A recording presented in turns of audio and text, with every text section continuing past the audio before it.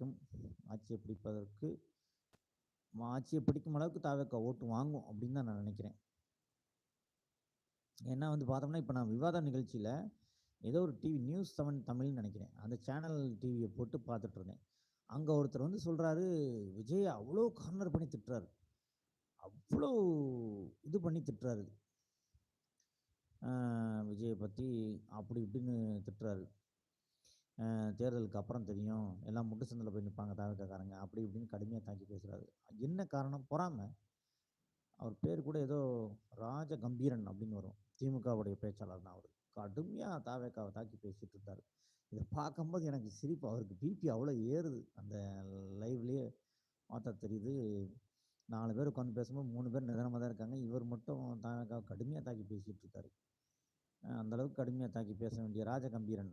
அவருக்கு என்ன அந்த அளவுக்கு தாவேக்காவ தாக்கி பேச வேண்டிய அவசியம் என்ன? அப்படின்னு தாவேக்கா குற்றம் செஞ்சுட்டாங்க. அவங்க அவங்க ஒரு கட்சி ஆரம்பிச்சிருக்காங்க. அவங்க அரசியல்ல பயணம் செஞ்சுட்டு இருக்காங்க. அவங்களுக்கு மக்கள் வாக்களிச்சா, அவங்க வெற்றி பெற்றால் முதலமைச்சராக